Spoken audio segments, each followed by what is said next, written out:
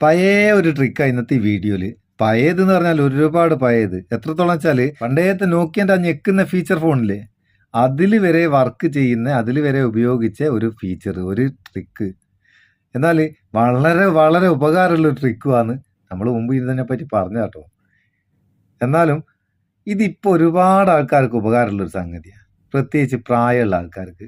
എന്താ ഈ ട്രിക്ക് എന്നല്ലേ? ഞാനിപ്പോൾ എൻ്റെ ഫോൺ ഡയലർ ഓപ്പൺ ചെയ്തിട്ട് ഈ കീപാഡിൽ നാലിങ്ങനെ ലോങ് പ്രസ് ചെയ്തേരെ ഒരു നമ്പറിലേക്ക് കോള് പോയ കണ്ട, പ്രധാനപ്പെട്ട ഒരു നമ്പറിലേക്ക് കോള് പോയി. ഇങ്ങനെ ഓരോ നമ്പറിലും നമുക്ക് ഓരോ കോണ്ടാക്ട് സെറ്റ് ചെയ്യാം. അത്യാവശ്യത്തിന് ഒരു കോള് ചെയ്യാൻ കോണ്ടാക്ട് എടുക്കണ്ട, തപ്പി നടക്കണ്ട, സെർച്ച് ചെയ്യണ്ട, ഒന്നും ചെയ്യണ്ട.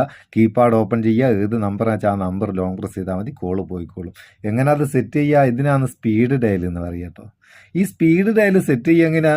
അതിന് നിങ്ങൾ കീപാഡ് ഓപ്പൺ ചെയ്തിട്ട് ഏത് നമ്പറിൽ ഏത് കോണ്ടാക്ട് ആണെന്ന് സെറ്റ് ചെയ്യേണ്ടിയേ, ആ നമ്പർ ഒന്ന് ലോങ് പ്രസ് ചെയ്യുക. ലോങ് പ്രസ് ചെയ്താൽ ഒരു പോപ്പപ്പിൽ ഇങ്ങനൊരു ഓപ്ഷൻ വരും. ഇതിപ്പോൾ സാംസങ്ങിൻ്റെ ഫോൺ ആയതുകൊണ്ട് ക്യാൻസൽ എന്നും അസൈൻ എന്നും ഉണ്ട്.